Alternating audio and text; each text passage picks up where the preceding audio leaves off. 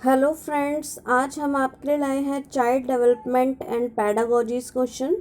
ये हमारा practice set number 2 है। इससे आप पहले हमने प्रैक्टिस सेट नंबर 1 करा था, जिसमें हमने 30 इंपॉर्टेंट क्वेश्चन करे थे सीटेट 2020 के लिए। तो आप पहली वीडियो प्लेलिस्ट में जाके देख सकते हैं। चलिए स्टार्ट करते हैं फर्स्ट क्वेश्चन, और आप हमारी वीडियो को अंत तक ज़रूर देखें, जिसमें आपको इंपॉर्टेंट क्वेश्चन बहुत सारे मिलेंगे। चलिए फर्स्ट क्वेश्चन पढ़ते हैं। विद्यालय शिक्षा के लिए राष्ट्रीय पाठ्यचर्या की रूपरेखा 2000 की समीक्षा करने के लिए किसकी अध्यक्षता में एक राष्ट्रीय संचालन समिति और 21 राष्ट्रीय फोकस समूह का गठन किया गया था? तो ये किसकी समीक्षा के लिए किसकी अध्यक्षता में किया गया था? ये प्रोफेसर यशपाल की अध्यक्षता में किया गया था। चलिए सेकंड क्वेश्चन पे चलते हैं। सेकंड क्वेश्चन में दिया गया है कि बालक ही ईश्वर है, उनका शिक्षालय ही मंदिर है तथा बच्चे की स्वत्व शक्ति ही मंदिर की अधिष्ठात्री देवी है। ये कथन किसने कहा गया है? ये कथन किसके द्वारा कहा गया है? ये मॉन्टेसरी द्वारा कथन कहा गया है। चलिए नेक्स्ट क्वेश्चन पे चलते हैं। नेक्स्ट क्वेश्चन दिया गया है कि दोपहर के भोजन की स्कीम का उद्देश्य क्या है? यानी कि दोपहर का जो भोजन चलाया गया बच्चों के स्कूलों में, तो उसका उद्देश्य क्या था? तो फर्स्ट है कि केवल गरीबी बच्चों को मुफ्त भोजन दिलाएगा, या बच्चों को स्कूल आने के लिए प्रेरित करेगा, अध्यापकों को समाज का अनुभव दिलाना, या गरीबी मिटाना? तो इसके लिए हमारा ऑप्शन नंबर सेकंड बिल्कुल सही होगा कि बच्चों को स्कूल आने के लिए प्रेरित करना, जिससे ज़्यादा से ज़्यादा बच्चे स्कूल में उपस्थित हो सकें। चलिए फोर्थ क्वेश्चन देखते हैं। फोर्थ क्वेश्चन दिया गया है, संशोधित राष्ट्रीय पाठ्यचर्या दस्तावेज का आरंभ किस महापुरुष के निबंध सभ्यता और प्रगति के लिए एक उद्धरण से होता है, जिसमें वे हमें याद दिलाते हैं कि सृजनात्मकता और उदार आनंद बचपन की पूंजी है और नासमझ वयस्क संसार द्वारा उनकी विकृति का खतरा है। तो ये फोर्थ ऑप्शन है हमारा। फोर्थ क्वेश्चन जो दिया गया है, संशोधित राष्ट्रीय पाठ्यचर्या दस्तावेज का आरंभ किस महापुरुष के निबंध के द्वारा किया गया है? तो ये रविन्द्रनाथ टैगोर द्वारा किया गया है। चलिए नेक्स्ट क्वेश्चन पे चलते हैं। नेक्स्ट क्वेश्चन दिया गया है हमें कि अब तक आपने जो शिक्षा प्राप्त की है वह, अब फोर्थ ऑप्शन पढ़ते हैं, चारों ऑप्शन, कि केवल समय बिताने वाली रही है, या फिर उपयोगी एवं मूल्यवान है, या फिर केवल भौतिकवादिता को बढ़ावा देने वाली रही है, या फिर नैतिकता से बिल्कुल शून्य रही है। तो 5 का हमारा ऑप्शन नंबर सेकंड बिल्कुल सही होगा कि उपयोगी भी है और मूल्यवान भी है, जो अभी तक हमने शिक्षा प्राप्त की है। 6 क्वेश्चन दिया गया, हर्बर्ट स्पेंसर ने प्रतिपादन किया था। हर्बर्ट स्पेंसर द्वारा किसका प्रतिपादन किया गया था? तो 6 का हमारा ऑप्शन नंबर 4 बिल्कुल सही होगा कि हर्बर्ट स्पेंसर द्वारा शक्ति अधिकता सिद्धांत का प्रतिपादन किया गया था। चलिए नेक्स्ट क्वेश्चन पे चलते हैं। 7th क्वेश्चन दिया गया है हमें कि लड़कियों की शिक्षा की उन्नति के लिए आप क्या सुझाव देंगे? फर्स्ट ऑप्शन है कि लड़कियों के लिए पृथक विद्यालय खोलना चाहिए, यानी अलग के विद्यालय खोलेंगे उनके लिए, या फिर समर्थनकारी सेवाएं प्रदान करेंगे, या फिर शिक्षा निःशुल्क और अनिवार्य करना होगा, या फिर लड़कियों के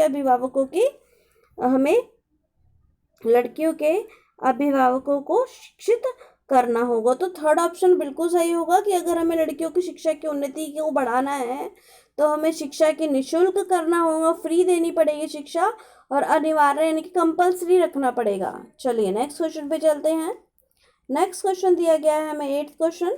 8th क्वेश्चन में पूछा गया है कि विद्यालय में सांस्कृतिक कार्यक्रम को प्राथमिकता मिलनी चाहिए, क्योंकि इससे क्या होगा कि छात्रों का मनोरंजन होगा, सेकंड है कि समय का सदुपयोग होगा, थर्ड है कि छात्रों को अपनी संस्कृति का ज्ञान होता है, या फोर्थ है कि छात्र अनुशासित होते हैं। तो 8th का हमारा ऑप्शन नंबर 3 बिल्कुल सही होगा कि छात्रों को अपनी संस्कृति का ज्ञान होगा, जिसमें अगर हम विद्यालय में सांस्कृतिक कार्यक्रम को प्राथमिकता देंगे। चलिए नेक्स्ट क्वेश्चन 9th क्वेश्चन पे चलते हैं। थोड़े बड़ा क्वेश्चन है तो आपको समझना होगा अच्छे से। तो स्कूल में कक्षा में टेलीविजन पर साप्ताहिक शिक्षण कार्यक्रम दिखाया जाता है, और कुछ अभिभावक शिक्षक से मिलकर शिकायत करते हैं कि उनके बच्चे घर पर काफ़ी समय टेलीविज़न देखने में व्यतीत रहते हैं, क्योंकि साप्ताहिक टेलीविज़न दिखाया जा रहा है बच्चों को, और बच्चे उसको घर में जाते हैं तो टेलीविज़न पर व्यतीत रहते हैं, ज़्यादा बिजी रहते हैं। तो अभिभावक चाहते हैं कि उनके बच्चों को स्कूल में टेलीविज़न का कार्यक्रम ना दिखाया जाए। ऐसी स्थिति में शिक्षक को क्या करना चाहिए? चलिए ऑप्शंस देखते हैं। ऑप्शन है कि उसे अभिभावकों को सलाह देनी चाहिए कि घर पर टेलीविज़न देखने पर बच्चों पर स्वयं नियंत्रण बनाए।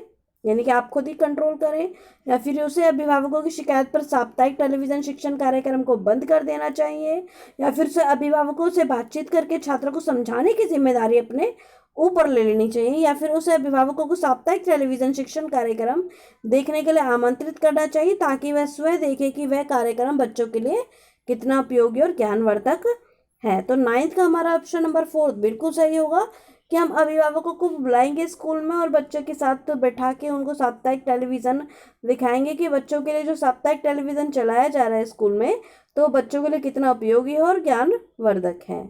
चलिए नेक्स्ट क्वेश्चन पे चलते हैं। नेक्स्ट क्वेश्चन हमें दिया गया है 10th क्वेश्चन। 10th क्वेश्चन है कि आपको सौंपे गए कार्यक्रम में से कोई पाठ स्पष्ट ना होने पर आप क्या करेंगे।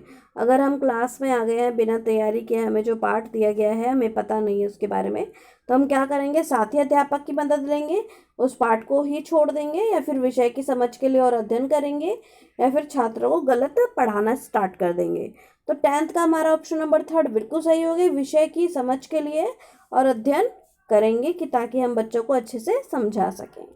चलिए 11th क्वेश्चन देखते हैं। 11th क्वेश्चन में दिया गया है कि बच्चों के व्यवहार पर सर्वाधिक प्रभावकारी पद्धति है। बच्चों के व्यवहार में परिवर्तन करना है तो हमें सर्वाधिक कौन सी प्रभावकारी पद्धति अपनानी चाहिए। फर्स्ट है कि पुरस्कार देना चाहिए, सेकंड है कि शारीरिक दंड देना चाहिए, थर्ड है कि मधुर परामर्श देना चाहिए, या फिर घर से निष्कासन कर देना चाहिए। तो 11th का ऑप्शन नंबर फर्स्ट बिल्कुल सही होगा कि बच्चों को प्रोत्साहित करना है, हमें किसी भी इसके व्यवहार में भी परिवर्तन करना है तो पुरस्कार द्वारा किया जा सकता है। चलिए नेक्स्ट क्वेश्चन पे चलते हैं। नेक्स्ट क्वेश्चन है हमारा 12 क्वेश्चन दिया गया है, जिसमें है कि कक्षा में अनुशासन बनाए रखने के लिए सर्वाधिक प्रभावशाली उपाय क्या होगा। और अगर हमें क्लास में अनुशासन बनाए रखना है, डिसिप्लिन रखना है, तो बच्चों को हमें क्या करना चाहिए कि अनुशासनहीनता करने वाले छात्रों को कक्षा से निकाल देना चाहिए, या फिर शिक्षण कार्य रोचक हो तो अनुशासनहीनता स्वतः समाप्त हो जाएगी। ये अच्छी बात है। अनुशासनहीनता करने वाले छात्रों के अभिभावकों को सूचित करना चाहिए, या फिर अनुशासनहीनता छात्रों को विशिष्ट सुविधाएं प्रदान करके उन्हें प्रसन्न रखना चाहिए। तो 12th का हमारा ऑप्शन नंबर 2 बिल्कुल सही होगा कि अगर हम शिक्षण ही अच्छे रोचक तरीके से कराएंगे तो बच्चे में अनुशासनहीनता क्लास में होगी नहीं, और अनुशासनहीनता समाप्त करने की हमें ज़रूरत होगी नहीं। चलिए नेक्स्ट क्वेश्चन पे चलते हैं। 13 क्वेश्चन।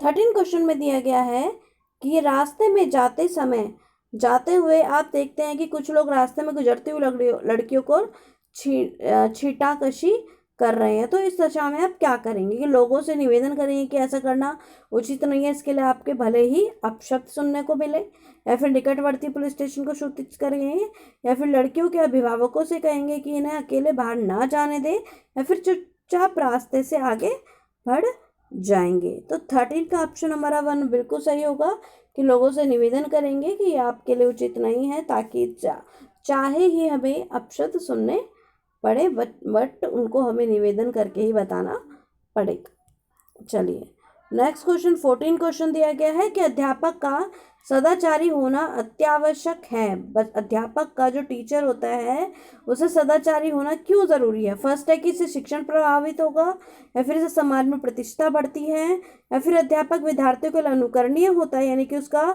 एक तरह से उसकी नकल करने वाला, अनुकरणीय यानी कि इसकी हम नकल कर सकें, वो जैसे हम अध्यापक करेगा वैसे विद्यार्थी करेंगे। फोर्थ है कि अध्यापक राष्ट्र निर्माता होता है। तो 14 का हमारा ऑप्शन नंबर 3 बिल्कुल सही होगा कि जिसमें है कि अध्यापक का सदाचारी होना क्यों ज़रूरी है, क्योंकि विद्यार्थियों के लिए अनुकरणीय होता है कि अध्यापक जैसा व्यवहार करेगा विद्यार्थी भी वैसे ही उसको गेन करेगा, उसको वैसे ही सीखेगा। चलिए 15 क्वेश्चन की तरफ चलते हैं। 15 क्वेश्चन दिया गया है किसी अध्यापक की पोशाक के ऊपर है। तो फर्स्ट है कि परंपरागत होनी चाहिए, सेकंड है कि मर्यादापूर्ण होनी चाहिए, थर्ड है कि आधुनिक फैशन की होनी चाहिए, फिर फोर्थ है कि सुविधाजनक होनी चाहिए। तो 15th का हमारा ऑप्शन नंबर 2 बिल्कुल सही होगा कि मर्यादापूर्ण होनी चाहिए। चलिए 16 क्वेश्चन देखते हैं हम अपना। 16 क्वेश्चन पे आ गए हैं हम, और अभी हमारे 15 हो चुके हैं और 15 अभी हमारे और रह रहे हैं। तो हमारी वीडियो को लगातार देखते रहें, जिससे कि आपको ज़्यादा से ज़्यादा क्वेश्चंस की प्रैक्टिस हो। चलिए 16 क्वेश्चन देखते हैं। 16 में ऐसे है कि मानसिक रूप से पिछड़े बच्चों को उन्हें क्या सिखाना चाहिए। फर्स्ट है कि नियमित पाठ्यचर्या की पढ़ाई किंतु उन्हें काम के लिए दोगुना समय देना।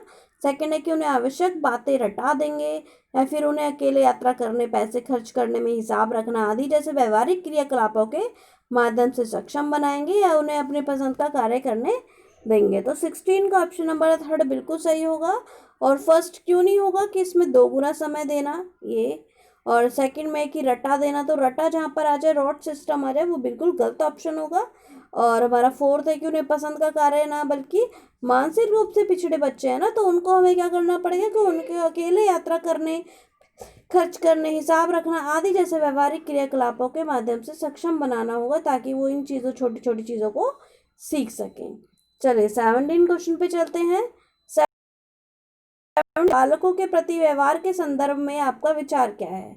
बालकों के प्रति व्यवहार के संदर्भ कैसा होना चाहिए? तो बालकों को यह अनुभव कराना चाहिए कि वे हमेशा छोटे हैं, या फिर बालकों से पर्याप्त दूरी बनाए रखना चाहिए। थर्ड है कि बालकों को यथोचित प्यार एवं सम्मान प्रदान करते हुए उनके साथ घुल मिलकर बातें करनी चाहिए।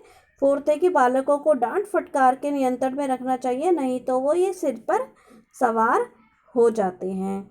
तो 17 का हमारा ऑप्शन थर्ड बिल्कुल सही होगा, कि जिसमें कहा गया है कि बालकों को यथोचित प्यार और सम्मान प्रदान करते हुए उनके साथ घुल मिलकर बातें करनी चाहिए, एक बच्चे के प्रति व्यवहार को संदर्भ में अपना विचार रखने के लिए। चलिए 18 क्वेश्चन देखते हैं। 18 क्वेश्चन में है कि बालकों के लिए सर्वाधिक महत्वपूर्ण है, बच्चों के लिए क्या सबसे ज़्यादा महत्वपूर्ण है? प्रातःकाल उठकर विद्या अध्ययन करना, या फिर बड़ों का अनुकरण करना यानी कि उनकी नकल करना, या फिर परीक्षण में विनम्रता, या फिर मधुर वाणी। तो 18 का हमारा ऑप्शन नंबर थर्ड बिल्कुल सही होगा, कि परीक्षा में विनम्रता एक सर्वाधिक इम्पोर्टेंट है, जो हमारे लिए बालकों को हमें ज़रूर सिखाना चाहिए। चलिए 19 क्वेश्चन पे चलते हैं अपने। 19 क्वेश्चन में हमें दिया गया है कि कार्य करना चाहते हैं, आपका पुत्र भी परीक्षार्थी है, यानी कि आप जिस कक्षा में निरीक्षण कर रहे हैं उसी में आपका एक बेटा भी है, वो आप क्या करेंगे? अपनी ड्यूटी उसके कक्ष में लगाएंगे, अपनी ड्यूटी उसके कक्ष में बिल्कुल नहीं लगवाएंगे, या फिर स्वयं ड्यूटी न करके अपने मित्र की ड्यूटी लगवाएंगे, या उड़न दस्ते में सम्मिलित होने का प्रयास करेंगे? तो 19 का ऑप्शन हमारा सेकंड बिल्कुल सही होगा, कि अपनी ड्यूटी उसके कक्ष में बिल्कुल नहीं लगवाएंगे। ठीक है, चलिए नेक्स्ट क्वेश्चन पे चलते हैं। 20 क्वेश्चन दिया गया है, यदि आपकी कक्षा का कोई छात्र थोड़ा हकलाता है तो आप क्या करेंगे? फर्स्ट है कि उसे अन्य छात्रों की तुलना में कुछ हीन छात्र मानेंगे, या फिर कक्षा में प्रश्न नहीं पूछेंगे, उससे ऐसे प्रश्न पूछेंगे जिनके उत्तर सचित्र हो, या फिर उपयुक्त सभी। तो 20 का हमारा ऑप्शन नंबर थर्ड बिल्कुल सही होगा, कि उससे ऐसे प्रश्न पूछेंगे जिनके उत्तर संक्षिप्त हो, यानी कि थोड़े कम शब्दों में हो, ऐसे क्वेश्चन पूछेंगे। चलिए 21 क्वेश्चन पे चलते हैं। कौन सा कौशल भाषा विकास में सम्मिलित नहीं है? सुनना, बोलना, समझना या पढ़ना। तो 21 का ऑप्शन नंबर थर्ड बिल्कुल सही है, तो इसमें समझना नहीं आता, तो हमारा इंग्लिश में क्या आता है? LSRW, listening, speaking, reading and writing. तो हमारा इसमें समझना नहीं है। चलिए आगे चलते हैं 22 पे। 22 क्वेश्चन दिया गया है हमें कि अपने बालकों को भली भांति समझने के लिए आवश्यक है कि फर्स्ट है कि बालकों के साथियों से बात करें, वह उन्हें कभी कभी आमंत्रित कर इनविटेशन भी दे अपने घर के लिए, या फिर बालकों के विद्यालय जाकर अध्यापकों से बातचीत करें, या फिर घर पर समय समय पर बालक से मित्रतापूर्ण बातें करें, फ्रेंडशिप के तौर पर बातें करें। फोर्थ है कि उपयुक्त सभी। तो 22 का हमारा ऑप्शन नंबर फोर्थ बिल्कुल सही होगा, कि हमें ये तीनों ही ऑप्शन अपनाने चाहिए, कि बालकों के साथियों से बात करनी चाहिए, उनको इनविटेशन करना चाहिए, फिर विद्यालय जाकर अध्यापकों से भी बातचीत करनी चाहिए, और बालकों से घर पर मित्रतापूर्वक बातें करनी चाहिए। चलिए 23 क्वेश्चन देखते हैं हमारा। 23 क्वेश्चन है कि एक 3 वर्षीय बच्चे का शब्द भंडार क्या होता है? यानी कि 3 वर्ष का जो बच्चा होता है वो कितने शब्दों का सक्षम हो जाता है बोलने के लिए? तो उसका 350 शब्दों में। ठीक है, चलिए नेक्स्ट क्वेश्चन पे चलते हैं। 24 है कि राष्ट्रीय एकता का विकास होगा कब होगा? यदि एक शिक्षक अपने ग्राम में नौकरी करे, या फिर एक शिक्षक अपने क्षेत्र में नौकरी करे, अपने प्रांत में नौकरी करे, अपने देश में ही करे नौकरी। तो 24 का हमारा ऑप्शन नंबर फोर्थ बिल्कुल सही होगा, कि यदि एक शिक्षक अपने देश में नौकरी करे तो राष्ट्रीय एकता का विकास होगा। चलिए 25 क्वेश्चन पे चलते हैं। 25 क्वेश्चन दिया गया है कि समय चक्र में विषय का वितरण का क्या आधार होना चाहिए। समय चक्र जो टाइम टेबल बनाया जाता है तो विषय हमें किस तरीके से बांटने चाहिए कि first period, second period, third period हमें किस आधार पर रखने चाहिए। फर्स्ट ऑप्शन है कि विषय की कठिनाई के आधार पर वितरण करना चाहिए। सेकंड है कि छात्रों की रुचि के आधार पर करना चाहिए। थर्ड है कि कोई आधार ही नहीं होना चाहिए। फोर्थ है कि उपयुक्त के अतिरिक्त अन्य कोई आधार होना चाहिए। तो 25 का ऑप्शन नंबर 1 बिल्कुल सही होगा कि विषय की कठिनाइयों के आधार पर वितरण करना चाहिए। चलिए 26 क्वेश्चन देखते हैं हम अपना। यदि प्रत्येक घंटे के पश्चात कुछ समय शिक्षण ना किए जाए तो उससे क्या लाभ होगा। यानी कि 1 घंटा पढ़ाया और फिर कुछ घंटा ना पढ़ाया जाए तो शिक्षण में ऐसा क्या लाभ होगा। तो फर्स्ट है कि छात्रों ने जो विषय पढ़ा है वह अच्छी तरह शोषित होगा, यानी कि उसको समझ पाएंगे। सेकंड है कि छात्र आगे के विषय को ठीक से समझने की तैयार होंगे। फोर्थ है कि थर्ड है कि छात्र में थकान समाप्त हो जाती है। फोर्थ है कि उपयुक्त सभी संभव है। तो 26 का हमारा ऑप्शन नंबर 4 बिल्कुल सही होगा कि उपयुक्त सभी संभव है कि छात्रों की थकान भी समाप्त हो जाएगी, विषय को ठीक से समझने की तैयारी भी हो जाएगी और शोषित भी कर लेंगे उसके वो।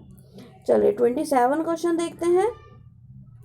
27 में लिखा है सुकरात की शिक्षण विधि कौन सी है। प्रश्न विधि, छात्रों पर ज्ञान बाहर से नहीं थोपा जाता, और या फिर थर्ड है कि छात्रों को स्वयं शिक्षा की दिशा में अग्रसर किया जाता था, या फिर फोर्थ है कि ऊपर सभी। तो सुकरात की कौन सी विधि है। प्रश्नोत्तर विधि, प्रश्न विधि मानी जाएगी। चलिए 28 क्वेश्चन देखते हैं। 28 क्वेश्चन में दिया गया है कि जिन बालकों में बुद्धि की कमी होती है उनमें क्रिया को सीखने की गति भी डैश होती है। यानी कि जिन बच्चों में बुद्धि की कमी होगी वो किसी भी क्रिया को, एक्टिविटी को सीखने की उनकी जो स्पीड होगी वो कैसी होगी, धीमी होगी, तेज होगी, अति होगी, या कुछ भी नहीं होगी। तो 28 का ऑप्शन होगा हमारा धीमी होगी उनकी थोड़ी सी गति नॉर्मल बच्चों से। चलिए 29 क्वेश्चन देखते हैं। 29 क्वेश्चन में दे रखा गया है कि जनजाति के बच्चों को शिक्षा देना क्यों अनिवार्य है। जो जनजाति बच्चे होते हैं उनको शिक्षा क्यों देनी चाहिए। क्योंकि वे अपने हमारे देश के नागरिक हैं, क्योंकि अब तक उनकी शिक्षा पर ध्यान नहीं दिया गया, या फिर क्योंकि वे सामान्य नागरिक से पिछड़े हुए हैं, या फिर क्योंकि उसमें जागृति आएगी। तो हमारा सेकेंड ऑप्शन बिल्कुल सही होगा, क्योंकि वे उनकी शिक्षा पर ध्यान देंगे, क्योंकि उनकी शिक्षा पर कभी ध्यान नहीं दिया गया है। चलिए 30 क्वेश्चन देखते हैं। लास्ट क्वेश्चन है हमारा। तो लास्ट क्वेश्चन में दिया गया है कि अपने से छोटे से प्यार करने की आदत के विकास करने हेतु हम क्या करेंगे। उदाहरण देंगे। सेकंड है कि स्वयं छात्रों से प्यार करेंगे, या फिर थर्ड है कि विद्यालय में प्यार से संबंधित कार्य करेंगे, या फिर प्यार संबंधी या भाषणों की सोचना तैयार करेंगे। तो सेकंड ऑप्शन बिल्कुल सही होगा कि स्वयं छात्रों को प्यार करेंगे, क्योंकि बच्चा हमारा अनुकरण करता है, हमारी नकल करता है, तो हम जैसा करेंगे बच्चा वैसा ही अपनाने की कोशिश करेगा। आज के वीडियो में बस इतना ही। अगर आपको वीडियो पसंद आया तो लाइक, शेयर और कमेंट करें, और आप हमारे कमेंट्स करके और क्वेश्चन भी पूछ सकते हैं, और आप हमारी वीडियो को लाइक ज़रूर करें, और अब उसके साथ में रेड कलर के सब्सक्राइब बटन को दबाएं, और साथ में बेल आइकन को ज़रूर जाएं, जिसके साथ आपको नोटिफिकेशन हमारी वीडियोज़ का मिलता रहे। Thank you watching this video.